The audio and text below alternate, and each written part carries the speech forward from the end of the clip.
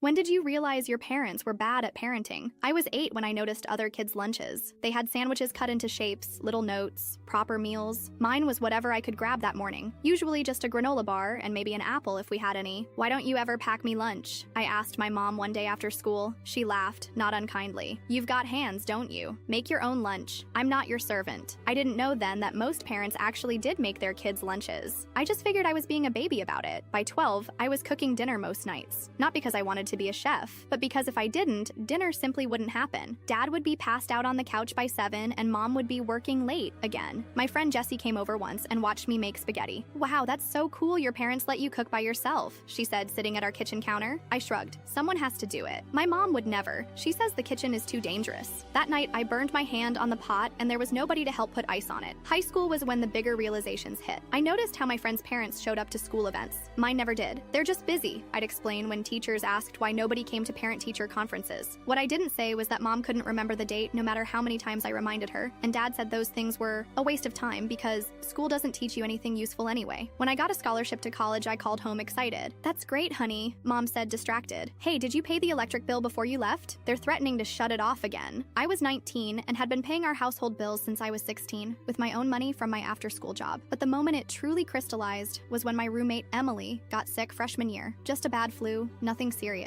But her mom drove 3 hours to bring her homemade soup and medicine. She stayed the weekend, doing Emily's laundry and making sure she was comfortable. I watched this bewildered. Your mom came all this way just because you have a cold? Emily looked at me strangely. Of course, wouldn't yours? I laughed so hard I nearly cried. The thought of my mother driving anywhere to take care of me was absurd. When I'd had pneumonia at 16, she'd left me alone for 2 days while she went on a weekend trip with her boyfriend. Not everyone has parents like yours, Emily said quietly, noticing something in my expression. That night, I cried in the shower where no one could hear me. Not because my parents were terrible people. They weren't monsters, just profoundly unequipped for parenting. They were like teenagers who never grew up, expecting their child to be the adult. I think what hurts most isn't the big stuff. It's the little things I missed without realizing. Bedtime stories, band-aids on scraped knees, someone checking if I'd done my homework, a packed lunch with a silly note. Last month, my therapist asked what kind of parent I want to be someday. The opposite of mine, I said automatically. And what does that look like? She pressed. I thought about it. Present. Just present.